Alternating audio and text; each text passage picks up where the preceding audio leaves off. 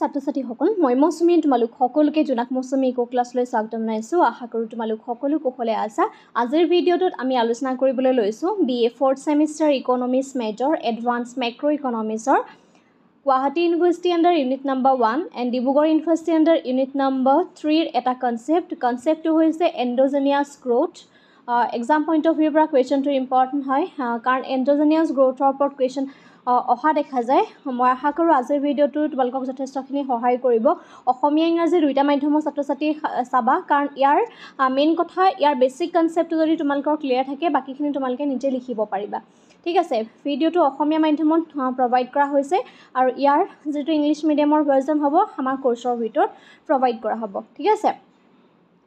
কুৱেশ্যনটো হৈছে discuss critically the element of endogenous growth. এণ্ডোজেনিয়াছ গ্ৰ'থৰ যিখিনি এলিমেণ্ট আছে বা এণ্ডোজেনিয়াছ গ্ৰ'থৰ আচলতে মই আজি অভাৰঅল কনচেপ্টটো আলোচনা কৰিছোঁ, কিন্তু এক্সামত তোমালোকৰ কুৱেশ্যনটো সাধাৰণতে এনেধৰণে আহে। ঠিক আছে, এতিয়া আমি প্ৰথমতে জানো যে এণ্ডোজেনিয়াছ গ্ৰ'থৰ যোনটো কনচেপ্ট সেইটো হৈছে যে অৰ্থনৈতিক উন্নয়নৰ যিখিনি আভ্যন্তৰিক কাৰক আছে বা আভ্যন্তৰিক আৰ্হি আছে। এণ্ডোজেনিয়াছ গ্ৰ'থ মানে হৈছে যে অৰ্থনীতি এখনৰ উন্নয়নৰ আভ্যন্তৰিক আৰ্হি। ঠিক আছে, এতিয়া এই যিটো আভ্যন্তৰিক আৰ্হি হয় সেই আভ্যন্তৰিক আৰ্হিটোৱে অৰ্থনীতি এখনৰ বিকাশৰ যিটো ধাৰণা সেই ধাৰণাটোক এটা নতুন ৰূপ প্ৰদান কৰে। ঠিক আছে, এই আৰ্হিৰ মতে দীৰ্ঘকালীন অৰ্থনীতি উন্নয়নৰ কাৰণে আভ্যন্তৰীণ কাৰকসমূহে যিবোৰে অৰ্থনীতিৰ উন্নয়ন প্ৰক্ৰিয়াক ভিতৰুৱা যিখিনিভাৱে ক্ৰিয়া কৰে সেই কাৰকসমূহ বুলিলে আমি কোনখিনি বুজোঁ? কিছুমান সেইবিলাক বুলিলে আমি মানৱ মূলধন বুজোঁ, নতুন আৱিষ্কাৰ বুজোঁ আৰু মূলধন বিনিয়োগ এই কনচেপ্টবিলাক সাঙুৰি লওঁ। ঠিক আছে, যদি এখন অৰ্থনীতিৰ উন্নয়নৰ আভ্যন্তৰিক কাৰকবিলাক যদি আমি কওঁ, আমি বাহ্যিক কাৰকৰ কথা ইয়াত উল্লেখ কৰা হোৱা নাই, গতিকে বাহ্যিক কাৰকৰ যিখিনি কনচেপ্ট মই সেইটো ইয়াত পৰা সম্পূৰ্ণৰূপে স্ক্ৰিপ্ট কৰিছোঁ। বাহ্যিক কাৰক বুলি ক'লে যদি আমি বুজোঁ তেতিয়াহ'লে বৈজ্ঞানিক বা যিখিনি কাৰিকৰী প্ৰক্ৰিয়াৰ বা অৰ্থনীতিৰ শক্তিৰ বহিৰ্ভূত যিখিনি কাৰক হয়, ঠিক আছে, সেই কনচেপ্টখিনিক বুজায়। কিন্তু এখন অৰ্থনীতিৰ যদি দীৰ্ঘকালীনভাৱে অৰ্থনীতিৰ উন্নয়নৰ যিখিনি আভ্যন্তৰিক কাৰক বুলি যদি আমি কওঁ তেতিয়াহ'লে তাত কি লাগিব? মানৱ মূলধন লাগিব, কাৰণ মানৱ মূলধনৰ অবিহনে এখন অৰ্থনীতিৰ বিকাশ হ'ব জানো? যিমানেই ছায়েন্স এণ্ড টেকন'লজি ডেভেলপ নহয়, আল্টিমেটলি সেই ছায়েন্স এণ্ড টেকন'লজিখিনি কোনে ডেভেলপ কৰিব? মানুহে ডেভেলপ কৰিব, হয়নে? গতিকে আমাৰ কি লাগিব? মানৱ মূলধন লাগিব, নতুন আৱিষ্কাৰ লাগিব আৰু মূলধন বিনিয়োগ লাগিব। এই কনচেপ্টকেইটা বা এই যিকেইটা কাৰক হয় সেই কাৰককেইটা কি বুলি কোৱা হয়? আভ্যন্তৰিক যিটো আৰ্হি থাকে সেই আভ্যন্তৰীণ আৰ্হিক কাৰক বুলি কোৱা হয়। কোনকেইটা কাৰক? মনত ৰাখিবা, মানৱ মূলধন, নতুন আৱিষ্কাৰ আৰু মূলধনৰ বিনিয়োগ। গতিকে এই তিনিটা হৈছে বেছিক কাৰক আৰু ইয়াত মই জাষ্ট আভ্যন্তৰিক কাৰকবোৰ লৈছোঁ, বাকী যিখিনি বাহ্যিক কাৰক সেইখিনি ইয়াত স্ক্ৰিপ্ট কৰা হৈছে। ঠিক আছে, গতিকে এই যিখিনি কনচেপ্ট হয় সেই কনচেপ্টটো যিখিনি নব্য সংস্থাপিত আৰ্হি আছিলে সেই নব্য সংস্থাপিত আৰ্হিটোৰ বিকল্প হিচাপে 1980 চনত আভ্যন্তৰিক উন্নয়নৰ আৰ্হিটো গঢ় লৈ উঠে। ঠিক আছে, এই আৰ্হিয়ে বস্তুগত মূলধনৰ ক্ৰমহ্ৰাসমান প্ৰতিদান বিধিৰ উপস্থিতিৰ উন্নত তথা উন্নয়নশীল দেশসমূহৰ মাজত কেনেধৰণে পাৰ্থক্য নাইকিয়া কৰিব পাৰে সেই সম্পৰ্কে প্ৰশ্ন উত্থাপন কৰে। এতিয়া চাবা, আমি যদি কওঁ যিখিনি উন্নত আৰু উন্নয়নশীল দেশ, এই দেশবিলাকৰ মাজত কিছু উন্নয়নশীল দেশখিনি অলৰেডি তেওঁলোকে ডেভেলপমেণ্টৰ দিশত গৈ আছে আৰু উন্নত দেশসমূহ অলৰেডি তেওঁলোক ডেভেলপ কাণ্ট্ৰি। ঠিক আছে, গতিকে এই উন্নত দেশ আৰু উন্নয়নশীল দেশসমূহৰ মাজৰ যিটো পাৰ্থক্য তাক কেনেধৰণে আচলতে চিনাক্ত কৰিব বা তাক কেনেধৰণে তাৰ পাৰ্থক্যটো, কাৰণ পাৰ্থক্য নাইকিয়া কৰিবলৈ হ'লে আমি পাৰ্থক্যটো কি কৰিব লাগিব? ফাৰ্ষ্ট অফ অল আমি আইডেণ্টিফাই কৰিব লাগিব, হয়নে? চিনাক্ত কৰিব লাগিব। গতিকে সেই চিনাক্ত কৰি পেলাই তাৰ পাৰ্থক্যটো কি কৰিব লাগিব? নাইকিয়া কৰিব লাগিব। ঠিক আছে, গতিকে এই যিখিনি আভ্যন্তৰিক কাৰক আছে সেই আভ্যন্তৰিক কাৰকসমূহৰ কিহৰ কাৰণে হৈছিলে? যিখিনি নব্য সংস্থাপিত আৰ্হি সেই নব্য সংস্থাপিত আৰ্হিটোৰ বিকল্প হিচাপে 1980 চনত আভ্যন্তৰিক উন্নয়নৰ আৰ্হিটো গঢ় লৈ উঠে। গতিকে ইয়াৰটো মনত ৰাখিবা। গতিকে এই আৰ্হিয়ে যিটো মূলধন গঠন, ঠিক আছে, মূলধনৰ ক্ৰমহ্ৰাসমান প্ৰতিদান বিধিৰ উপস্থিতিত উন্নত বা তথা যিখিনি উন্নয়নশীল দেশ আছে সেই উন্নত আৰু উন্নয়নশীল দেশসমূহৰ মাজৰ যিটো পাৰ্থক্য আছে সেই পাৰ্থক্যটো কেনেধৰণে নাইকিয়া কৰিব পাৰিব আৰু তাৰ সম্পৰ্কে আচলতে আভ্যন্তৰিক আৰ্হিয়ে এটা আমাক সম্যক ধাৰণা প্ৰদান কৰে। এতিয়া আমি জানিব লাগিব এই যে আমি আৰ্হিটো পঢ়িছোঁ, ঠিক আছে, গতিকে তাৰ বিষয়বস্তুখিনি কি, আমি কোনবিলাক বিষয়বস্তুৰ ওপৰত ভিত্তি কৰি এই আৰ্হিটো আমি পঢ়িব লাগিব। বিশেষকৈ ইয়াৰ বিষয়বস্তু জনাৰ আগতে আমি কিছুমান কথা জানিব লাগিব। এই আৰ্হিটোৰ যিটো ধাৰণা সেই ধাৰণাটো হৈছে আমাৰ জ্ঞানকেন্দ্ৰিক অৰ্থনীতি এখনৰ যিখিনি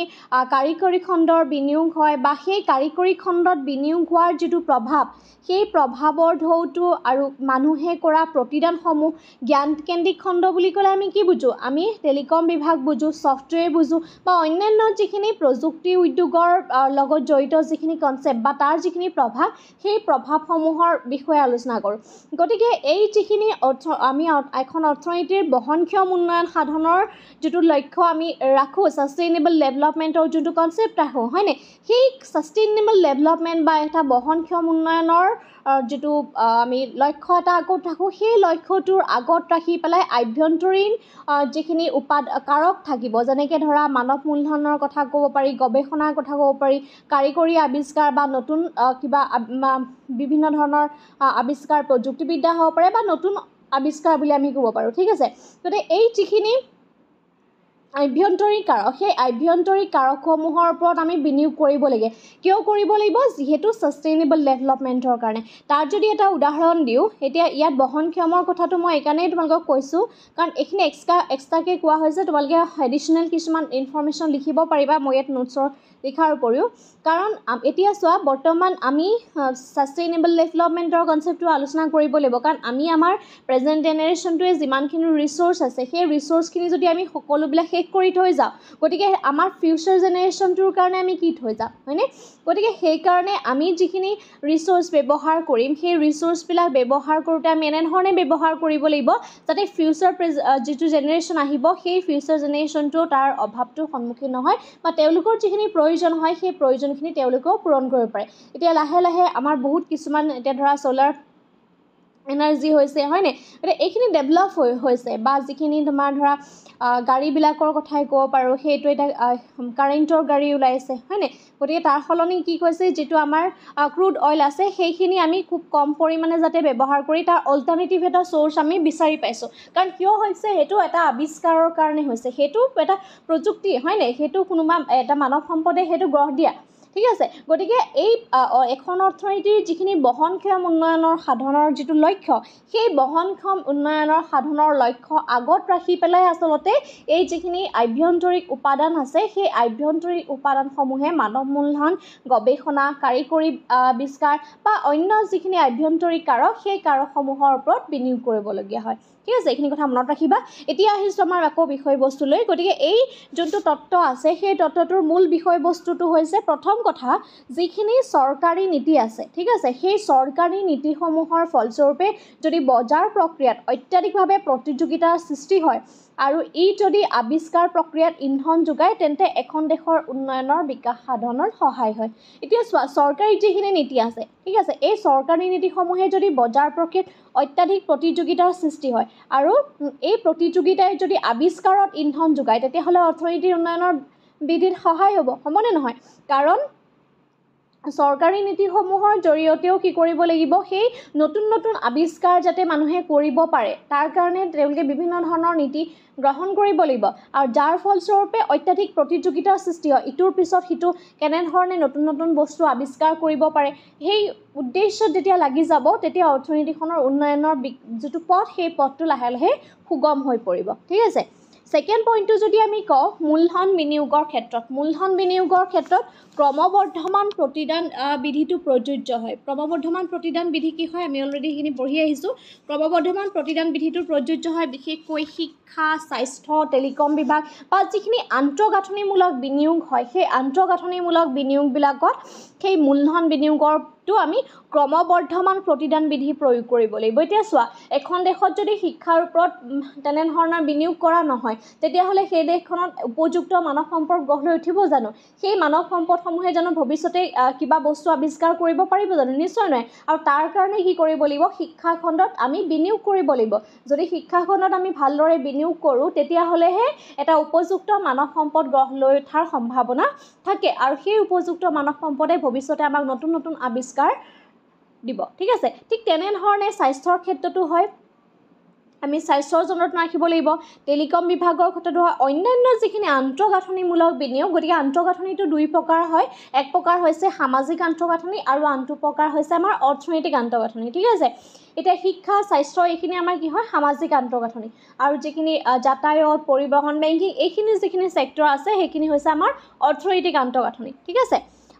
পইণ্ট নম্বৰ 3 টোত যদি চাওঁ যিখিনি ব্যক্তিগত খণ্ডৰ গৱেষণা আছে বা ব্যক্তিগত খণ্ডৰ সেই গৱেষণাবিলাকৰ উন্নয়ন কৰাত বিনিয়োগকাৰীৰ যিখিনি কাৰিকৰী প্ৰগতি সেইখিনি প্ৰধান উৎস এতিয়া ব্যক্তিগত খণ্ডৰ গৱেষণা উন্নত কৰা আৰু সেইখিনি আচলতে বিনিয়োগকাৰী বিলাকে তেওঁলোকে প্ৰগতিৰ প্ৰধান উৎস প্ৰগতি মিন্স ডেভেলপমেণ্টৰ জৰিয়তে তেওঁলোকে যাব পাৰিব নেক্সট কথাটো হৈছে চৰকাৰী যিখিনি নীতি আছে ঠিক আছে পইণ্ট নম্বৰ 4 চৰকাৰী যিখিনি নীতি আছে সেই নীতিসমূহে নতুন ব্যৱসায় নতুন চাকৰি বিনিয়োগ আৱিষ্কাৰ এইখিনি বৃদ্ধি কৰিবৰ কাৰণে উদ্যোক্তাসকলক উৎসাহিত কৰিব লাগিব যাতে নতুন নতুন চাকৰি ওলায় নতুন নতুন ব্যৱসায় ওলাব লাগিব নতুন নতুন ব্যৱসায় ওলাই ভাল ভাল এণ্টাৰপ্ৰিনিয়ৰ ওলাব লাগিব তেওঁলোকৰ আণ্ডাৰত তেওঁলোকে কিছুমান মানুহ ৰাখিব লাগিব আল্টিমেটলি এনেধৰণে কি হয় চাকৰিবিলাক ওলাই যাব ঠিক আছে নতুন ব্যৱসায় এটা যেতিয়া ষ্টাৰ্ট হ'ব তাৰ আণ্ডাৰত বহুত তেনেধৰণে চাকৰি ওলাব সেইখিনি বিনিয়োগ হ'ব আৰু সেইটোৱে লাহে লাহে কি হ'ব আৱিষ্কাৰ হ'বলৈ ল'ব আৰু এনেধৰণে আচলতে যিখিনি উদ্যোক্তা আছে সেই উদ্যোক্তাসকলক উৎসাহিত কৰিব লাগে তাৰ কাৰণে কিছুমান চৰকাৰী নীতি ল'ব লাগে ঠিক আছে পইণ্ট নম্বৰ 5ত যদি আমি চাওঁ উন্নয়ন সাধনৰ এক প্ৰধান যিটো আমাৰ সম্পত্তিৰ অধিকাৰ আছে সম্পত্তিৰ অধিকাৰৰ যিটো পেটেণ্ট প্ৰদান কৰা হয় এইবিলাকৰ জৰিয়তে ব্যৱসায় বা উদ্যোগিক সকলক গৱেষণা আৰু উন্নয়নৰ কাৰণে উৎসাহিত কৰিব লাগিব ঠিক আছে পইণ্ট নম্বৰ 6ত যদি চাওঁ যিখিনি আমাৰ উন্নয়ন সাধনৰ প্ৰধান উৎসসমূহ হৈছে মানৱ মূলধনত বিনিয়োগ কৰা কাৰণ আমি আল্টিমেটলি যিয়ে নকৰোঁ আমি উপযুক্ত মানৱ সম্পদ গঢ় দিবই লাগিব কাৰণ উপযুক্ত মানৱ সম্পদেহে আমাক ভৱিষ্যতে আৱিষ্কাৰ দিব পাৰিব বা নতুন নতুন আমাক বিভিন্ন ধৰণৰ কাম দিব পাৰিব যাৰ জৰিয়তে অৰ্থনীতি এনে যদি এখন দেশত যদি অকল মানে ধৰা সায়েন্সতে চলি থাকে গতিকে সেইখিনি কন্ট্ৰোল কৰিবলৈ কোন লাগিব আল্টিমেটলি মানৱ সম্পদ লাগিব হয়নে গতিকে অৰ্থনৈতিক উন্নয়ন সাধনৰ কাৰণে প্ৰধান উপাদানটো হৈছে মানৱ মূলধনত বিনিয়োগ কৰা গতিকে এইখিনি বেছিক কথা সেইখিনি আমি জানিব লাগিব যিহেতু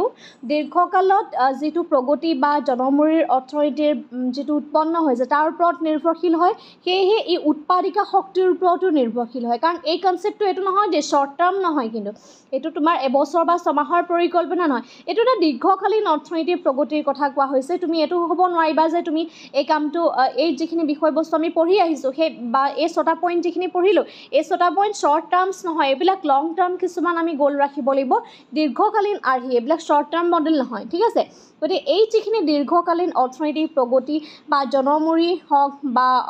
অৰ্থনৈতিক উৎপন্নৰ ওপৰত নিৰ্ভৰশীল হয় ই উৎপাদিকা শক্তিৰ ওপৰতো নিৰ্ভৰশীল ঠিক তেনেধৰণে উৎপাদিকা শক্তি বা কাৰিকৰী পৰিৱৰ্তন আৰু প্ৰগতিৰ ওপৰত নিৰ্ভৰশীল গতিকে এই যিখিনি কাৰকসমূহ সেই কাৰকসমূহ দৰাচলতে আমি যিখিনি এটা পঢ়িলোঁ সেই কাৰকসমূহ এক প্ৰকাৰৰ আভ্যন্তৰীণ উপাদান ঠিক আছে এতিয়া আমি কিছুমান আৰ্হি তাৰ যিখিনি উদাহৰণ আছে উদাহৰণটো দিছোঁ ঠিক আছে উদাহৰণখিনি এইকাৰণে দিব লাগিব কাৰণ কেতিয়াবা পৰীক্ষাত যদি আহি যায় তেতিয়া আমি দিব লাগিব ফাৰ্ষ্ট এক্সাম্পলটো হৈছে এৰৰ মডেল জাষ্ট ইমানখিনি লিখিলেই হ'ব এই যিটো আৰ্হি অৰ্থনৈতিক আৰ্হি এই অৰ্থনৈতিক আৰ্হিক বিকাশৰ একে বুলি কোৱা হয় কাৰণ এই আৰ্হিয়ে আৱিষ্কাৰ বা তেওঁলোকৰ যিখিনি কাৰিকৰী জ্ঞানেৰে সৃষ্টি হোৱা অৰ্থনৈতিক পৰিৱৰ্তন এই সম্পৰ্কে আলোচনা কৰে আৰু এনেধৰণৰ কাৰ্যৰ জৰিয়তে শিকা এৰৰ যিটো আৰ্হি সেই এৰৰ আৰ্হিটোৱে স্ব অনুশীলন আৰু আৱিষ্কাৰৰ সহায়ত কেনেধৰণে আচলতে উৎপাদিকা শক্তি বা মানৱ মূলধন তৈয়াৰ কৰিব পাৰে এই সম্পৰ্কে আলোচনা কৰা হয় কাৰণ এনেধৰণৰ কাৰ্যৰ জৰিয়তে শিকা আৰ্হি এক উৎপন্ন তৈয়াৰ কৰিবৰ বাবে কালক্ৰমত কম পৰিমাণৰ শ্ৰমৰ প্ৰয়োজন হয় এতিয়া চোৱা এই যেটো এৰৰ আৰ্হিৰ কথা কোৱা হৈছিলে সেই আৰ্হিটোৱে বিশেষকৈ আৱিষ্কাৰ আৰু কাৰিকৰী জ্ঞানেৰে সৃষ্টি হোৱা অৰ্থনৈতিক পৰিৱৰ্তনসমূহৰ কথা আলোচনা কৰে তেনেকুৱা এখন অৰ্থনীতি আমি কল্পনা কৰিব লাগিব যিখন অৰ্থনীতিত বহুত বেছি ধৰা নতুন নতুন আৱিষ্কাৰ হৈ গৈ আছে নতুন নতুন মানে কাৰিকৰী ডেভেলপ হৈছে সায়েন্স এণ্ড টেকনলজি ডেভেলপ হৈ আছে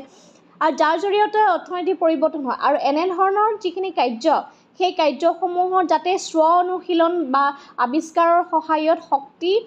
যিখিনি উৎপাদিকা শক্তি হয় বা মানৱ মূলধন এনে ধৰণে তৈয়াৰ কৰিব লাগিব যাতে সেই মানৱ মূলধনবিলাকে তেওঁলোকৰ আৱিষ্কাৰ আৰু কাৰিকৰী জ্ঞানৰ প্ৰগতি ঘটাব পাৰে কাৰণ এই কামটো যেতিয়া কৰি যায় তেতিয়া এটা সময়ত এনেকুৱা আহি পৰিব য'ত কম পৰিমাণৰ শ্ৰমৰ প্ৰয়োজন হ'ব কাৰণ যেতিয়া মানে ধৰা নতুন নতুন আৱিষ্কাৰ আহিব বা এডভান্স টেকনলজি যেতিয়া ইউজ হ'ব তেতিয়া আল্টিমেটলি যিখিনি লেবাৰ ইণ্টেনচিভ যিখিনি কনচেপ্ট আছে শ্ৰম ভিত্তিত যিখিনি কনচেপ্ট সেইখিনি লাহে লাহে কমি আহিব তাৰমানে শ্ৰমিকৰ যিটো প্ৰয়োজন হয় সেই শ্ৰমিকৰ কম পৰিমাণৰ শ্ৰমিকৰ যেতিয়া প্ৰয়োজন হ'ব ডেট মিনছ কেপিটেল ইণ্টেনচিভৰ যিটো কনচেপ্ট হয় বা মূলধন ভিত্তিত যিখিনি কনচেপ্ট তেনেধৰণৰ এটা আৰ্হি ইয়াত গঢ়িব ডাইৰেক্টলি সেইটো মেনশ্যন কৰা হোৱা নাই মানে শ্ৰম ভিত্তিত বা মূলধন ভিত্তিত কিন্তু সেইটোকে ক'ব বিচাৰিছে যে এনেধৰণে যেতিয়া সায়েন্স এণ্ড টেকনলজি ডেভেলপ হৈ গৈ থাকিব এটা সময়ত কম পৰিমাণৰ শ্ৰমিকৰ প্ৰয়োজন হ'ব বুলি কোৱা হৈছে ঠিক আছে পইণ্ট নম্বৰ 2 আছে উজ্জ্বল লকাছৰ আৰ্হি এই আৰ্হিটোৰ মতে অৰ্থনীতিৰ বিকাশে কেনেধৰণে দীৰ্ঘকালত মানৱ মূলধনত আহৰণত সহায় কৰে বা এই সম্পৰ্কে ইয়াত আলোচনা কৰা হয় বা মানৱ মূলধন প্ৰস্তুত কৰিবলৈ হ'লে শিক্ষা খণ্ডত বহুলভাৱে ব্যৱহাৰ কৰা উচিত এইটো অলৰেডি মই সেইখিনি কৈ আহিছোঁ যে দীৰ্ঘকালত মানৱ মূলধন গঠন কৰিব লাগিব মানৱ মূলধনক আমি বিকাশ নকৰিলে অৰ্থনৈতিক উন্নয়ন কেতিয়াও কি হ'ব নোৱাৰে উন্নত হ'ব নোৱাৰে আৰু এই সম্পৰ্কে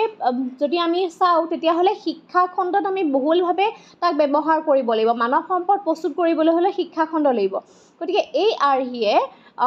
যিটো বা এই আৰ্হিৰ যিটো অভিধাৰণা সেইটো লোৱা হয় যে মানৱ মূলধন হৈছে শিক্ষা খণ্ডৰ প্ৰধান উপাদান ঠিক আছে আৰু ইয়াৰ উপৰিও এই আৰ্হিটোৱে এইটো অভিধাৰণা গ্ৰহণ কৰে যে অৰ্থনীতিখনৰ যিটো উৎপন্নৰ বিকাশ সাধনৰ কাৰণে বস্তুগত মূলধন আৰু মানৱ মূলধন এই দুয়োটাই প্ৰয়োগ কৰা হয় যাৰ ফলস্বৰূপে বস্তুগত মূলধন আৰু মানৱ মূলধনৰ এক অনুপাতত অৰ্থনীতিখনৰ মূলধন পৰিমাণ নিৰূপণ কৰা হয় আৰু যাৰ ফলস্বৰূপে এখন অৰ্থনীতি বিকাশৰ দিশত গতি কৰে ঠিক আছে পইণ্ট নম্বৰ 3 যোনটো কনচেপ্ট সেইটো হৈছে ৰমাৰ আৰ্হি এই আৰ্হিটোত কোৱা হৈছে যে যিটো প্ৰযুক্তিৰ পৰিৱৰ্তনৰ আভ্যন্তৰিক উপাদান হিচাপে গণ্য কৰা হয় ইয়াত টেকনলজিৰ কথা কোৱা হৈছে গতিকে কাৰিকৰী উন্নয়নৰ ফলস্বৰূপে অৰ্থনৈতিক উন্নয়ন সম্ভৱ হয় কাৰিকৰী উন্নয়নৰ ফলস্বৰূপেহে অৰ্থনৈতিক উন্নয়ন সম্ভৱ হয় আৰু ইয়াৰ উপৰিও এই আৰ্হিয়ে আৱিষ্কাৰমূলক যিখিনি ধ্যান ধাৰণা বা অৰ্থনৈতিক বিকাশৰ কাৰণে এক গুৰুত্বপূৰ্ণ স্বীকাৰ্য বুলি গ্ৰহণ কৰিছে প্ৰচলিত জ্ঞান বা মানৱ মূলধন উন্নয়নৰ সমাজজন প্ৰক্ৰিয়া এই প্ৰক্ৰিয়াৰে এখন দেশৰ উৎপাদন আচলতে কেনেধৰণে বৃদ্ধি হ'ব পাৰিব সেই সম্পৰ্কে ৰমাৰ আৰ্হিটোৱে ব্যাখ্যা আগবঢ়াইছে গতিকে আমি এই থিয়ৰিবিলাকৰ ওপৰত এৰৰ আৰ্হি হওক বা ৰমাৰ আৰ্হি এইবিলাকৰ ওপৰত আমি বেছি ডিটেইলছত লিখিব নালাগে যিহেতু এইখিনি থিয়ৰি হয় জাষ্ট আমি কি ক'ব বিচাৰিছে সিমানখিনি লিখিলেও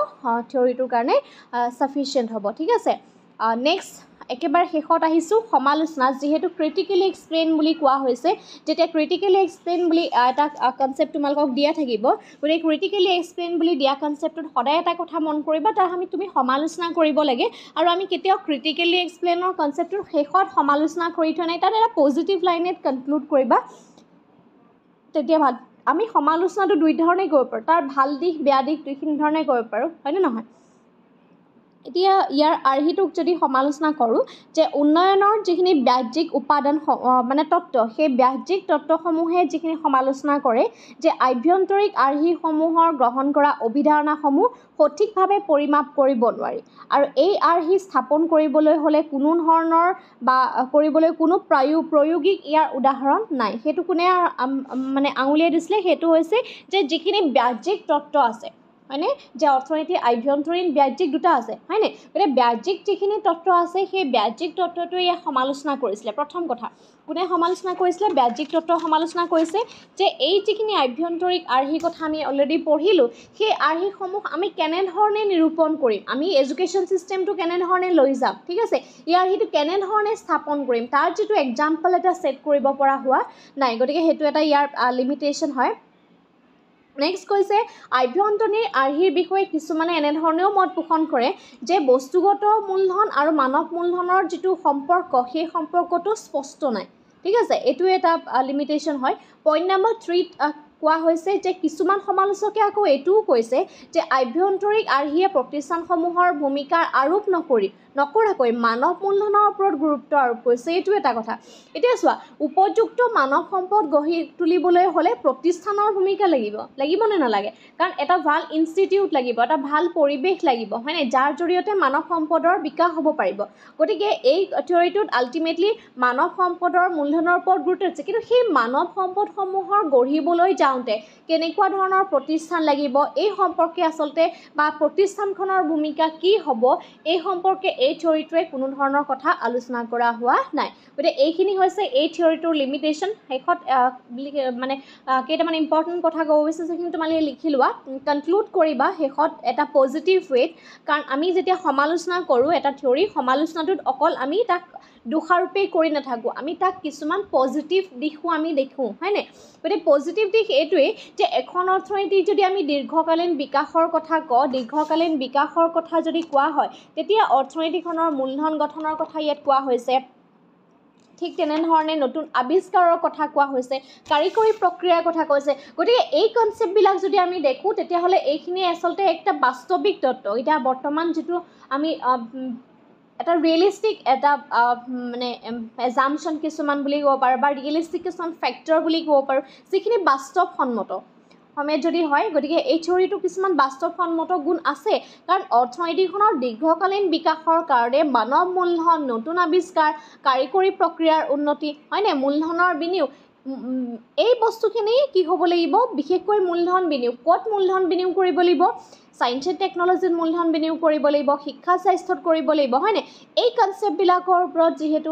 গুৰুত্ব আছে কাৰণ এই কনচেপ্টবিলাকৰ অবিহনে মানৱ মূলধন হওক নতুন আৱিষ্কাৰ হওক মূলধন বিনিয়োগ ক'ত কৰিম শিক্ষা স্বাস্থ্য হৈ কিনে হয়নে এইখিনিৰ অবিহনে কিন্তু এখন অৰ্থনীতিৰ উন্নত বা উন্নয়নশীল দেশ এখনলৈ এচিভ কৰিবৰ কাৰণে যথেষ্টখিনি বাধাৰ সন্মুখীন হয় গতিকে এখন অৰ্থনীতিৰ উন্নয়নৰ দিশৰ পৰা যদি আমি চাওঁ তেতিয়াহ'লে এই যিখিনি আভ্যন্তৰিক আৰ্হি আছে বা এই আভ্যন্তৰিক আৰ্হিৰ যিখিনি উপাদান আছে সেই উপাদানসমূহৰ অৱদান আমি কোনো কাৰণতেই অৱমাননা কৰিব নোৱাৰোঁ বা নুই কৰিব নোৱাৰোঁ ঠিক আছে এই এনেধৰণে এটা পজিটিভ লাইনত তোমালোকে কনক্লুড কৰিবা সেইটো তোমালোকলৈ দিছোঁ মই কৈ দিছোঁ থিয়ৰিটো লিখা নহ'লে বাৰু কিন্তু শেষত তোমালোকে এটা পজিটিভ লাইনত কনক্লুড কৰিবা ঠিক আছে